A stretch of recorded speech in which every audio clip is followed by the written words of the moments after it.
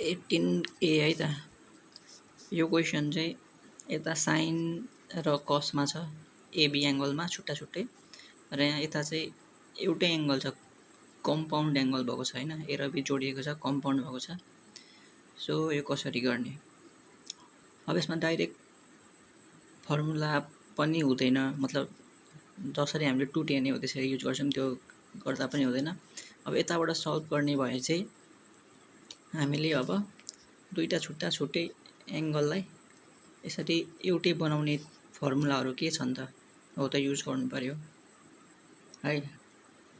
So अब स्क्वायरवाला त हामीसँग फर्मुला छैन, सो स्क्वायरलाई हटाएर हामीले नर्मल बिना स्क्वायर ल्याउनु पर्यो। अब साइन स्क्वायर ए छ भने साइन ए यस्तो बनाउनु पर्यो है त, त्यो एउटा कुरा भयो। अनि अर्को अब ए प्लस बी बनाउने तरिका चाहिँ अब सी प्लस डी भयो भने a plus b by 2 a minus b by 2 यो तरिका छ एउटा। यहाँ अर्को अब a plus be sine A plus b plus sine A minus b is equal to 2 sine cos, यस्तो तरिकाले पनि ए प्लस बीमा आउँछ हैन।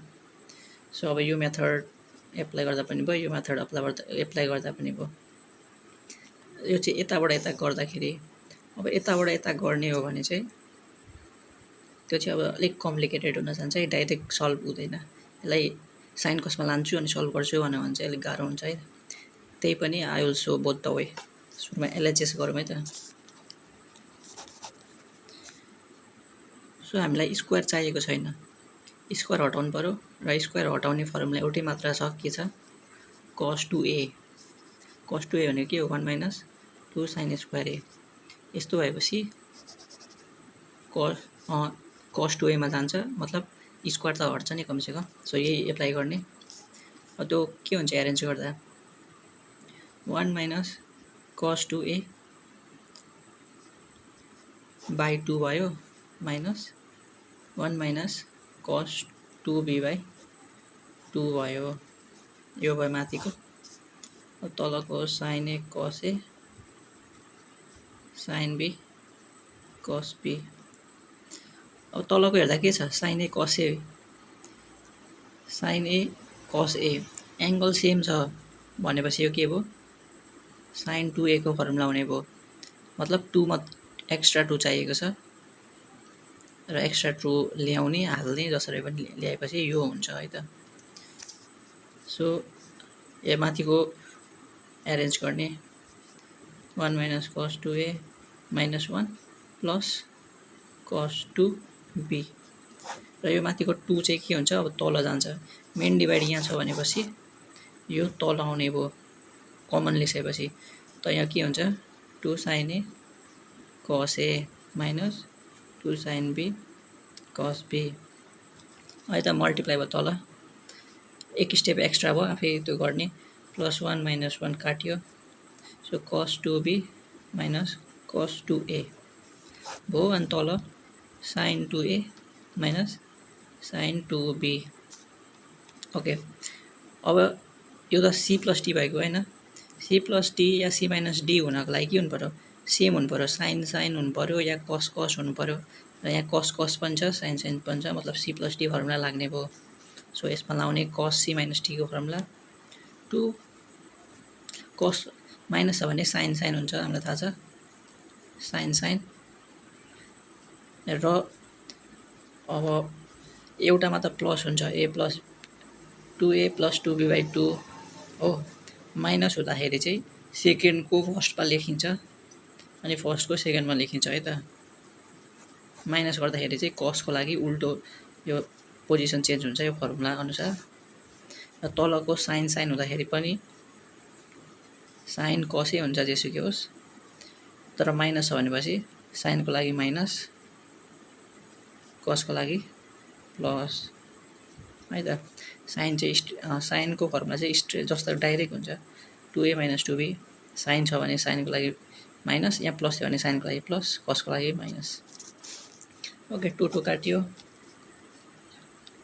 अब यो सबै गर्दाखेरि sine A minus B sine A plus be sine A minus B cos a plus b। यो र यो काट्यो, sin by cos tan a plus b यसरी आउँछ है त। ओके, अब यहाँबाट गर्नु पर्यो भने चाहिँ सो लेट्स सी RHS।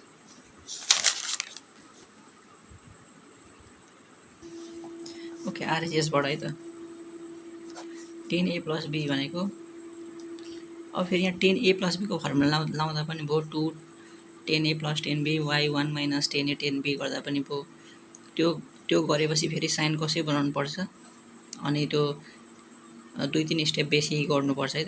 त्यही भएर हामी चाहिँ यस्तो गर्ने हो। त्यो sin a plus b भनेको sin a cos b फेरि sin b cos a cos b, sin उल्टो हुन्छ cos को लागि sin a sin b। अब यहाँ हेर्ने, यहाँ चाहिँ अब यो RHS बाट गर्दाखेरि चाहिँ यहाँ टोटली फरक आउँछ है त। तलको सुरुमा हेर्ने sin a cos a छ, sin a छैन, फेरि sin b छ तर cos b छैन, sin a छ, माथि पनि a स्क्वायर छैन, माथिको त sin पनि मिलेको छैन। सो यो अलिक कम्प्लिकेटेड हुन जान्छ। सो यसमा हामी के गर्ने भन्दाखेरि हाम्रो पहिले हामी के गर्थ्यौँ, पहिले अब 1 minus sin a 1 plus sin a यस्तो क्वेसन हुँदाखेरि या यस्तो रुटहरु वाला क्वेसन हुँदाखेरि हामी के गर्थ्यौँ, तलकोलाई मिलाउँथ्यौँ हैन। 1 प्लस छ भने यसको साइन उल्टो हाल्थ्यौँ, अनि यसको साइन उल्टे हाल्थ्यौँ, अनि a square minus b square बनाउँथ्यौँ तलकोलाई। ओ यसरी गर्थ्यौँ 9 क्लासमा गर्दाखेरि। तर यहाँ चाहिँ हामीलाई स्क्वायर कहाँ चाहिएको छ, अब यो कन्डिसन अनुसार चाहिँ स्क्वायर डाइरेक्ट माथि छ हो किन, त्यही भएर माथिकोलाई सेटिस्फाई हुने गरी मल्टिप्लाई गर्ने है त यहाँ पनि। यहाँ चाहिँ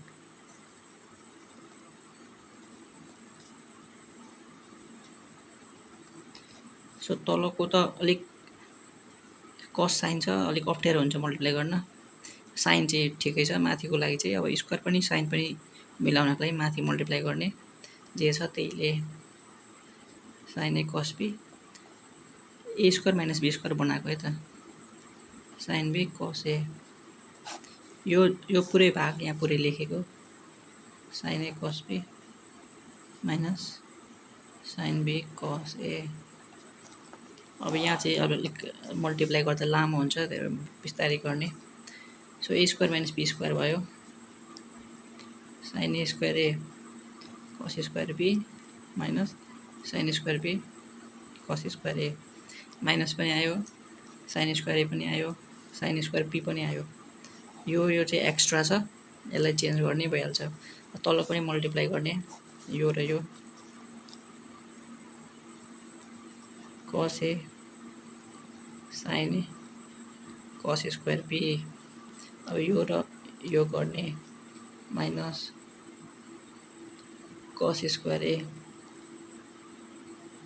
sign B cos be.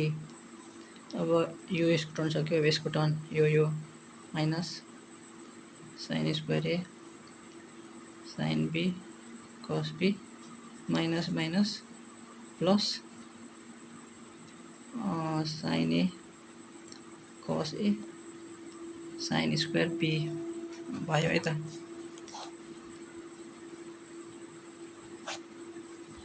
So अब तलकोलाई हेर्ने, कस ए साइन ए यहाँ छ, कस ए साइन ए यहाँ छ, हो कमन आयो, अनि साइन कस स्क्वायर बी लेखौँ न त, कस ए साइन ए कमन आएपछि cos square B plus sine square B भयो। अनि यो दुईटा भाग पनि कमन आउँछ, sine B cos square A plus sine square A. र माथिको, अब हामीलाई माथिको चाहिँ के हुन्छ भने कस बी चाहिएको छैन, के चाहिएको छ साइन बी, त्यही भएर कस बीलाई साइन बी बनाउने, कस एलाई साइन ए बनाउने। अब यहाँ ठाउँ अटेन है, नेक्स्ट स्टेपमा गरौँ।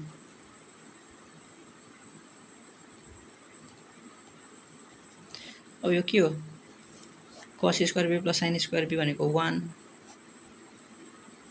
यो पनि 1। सो हाम्रो माथिको sin square a cos square b minus sin square b cos square a तलको के आयो cos a sin a minus sin b cos b।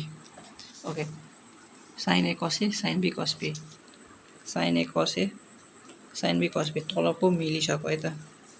अब माथिको मिलाउने cos b चाहिएको छैन sin b चाहिएको छ त्यही भएर यसलाई 1 माइनस sin स्क्वायर b गरे। cos स्क्वायर a चाहिएको छैन sin स्क्वायर a चाहिएको छ त्यसलाई sin स्क्वायर a बनाए।